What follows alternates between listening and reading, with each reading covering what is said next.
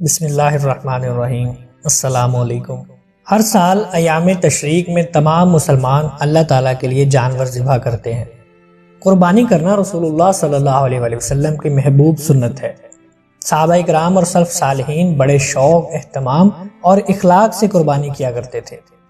بلا وجہ قربانی نہ کرنا بلا شبہ بہت بڑی محرومی ہے۔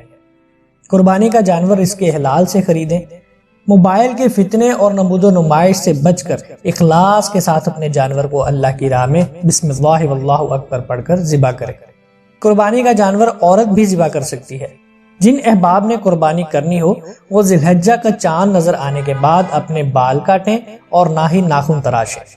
قربانی کا جانور دوندہ ہونا ضروری ہے، البتہ اگر دوندہ جانور دستیاب نہ ہو تو صرف چھترا کرنا جائز ہے اور اس کی عمر کم از کم 1 سال ہو۔ ایک بھیڑ یا بکرا پورے گھر کی طرف سے کفایت کر جاتا ہے۔ میت کی طرف سے مستقل طور پر قربانی کا جانور خرید کر ذبح کرنا رسول اللہ صلی اللہ علیہ وسلم کے طریقے سے ثابت نہیں ہے۔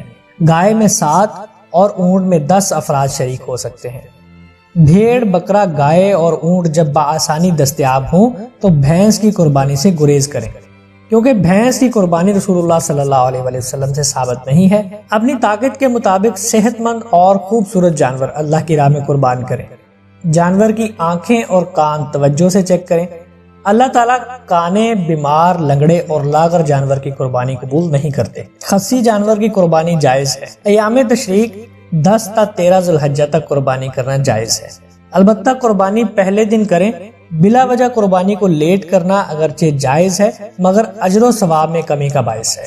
دوسرے، تیسرے اور چوتھے دن کی قربانی کسی صورت بھی پہلے دن کی قربانی کے اجر و ثواب کا مقابلہ نہیں کر سکتی۔ آج کل کئی لوگ رشتہ داروں کی خاطر بلا وجہ دوسرے، تیسرے دن قربانی کرتے ہیں، جو کہ اجر و ثواب میں کمی کرنے والی کوتاہی ہے۔ قربانی کے گوشت کو زیادہ سے زیادہ غربا اور مساکین میں تقسیم کریں، البتہ گھر میں کھانا اور کچھ حصہ ذخیرہ کر لینا بھی جائز ہے۔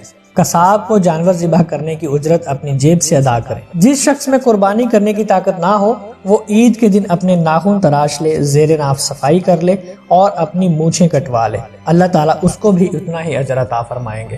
اللہ تعالیٰ ہم سب کو اللہ کی راہ میں قربانی کرنے کی توفیق عطا فرمائے، آمین یا رب العالمین۔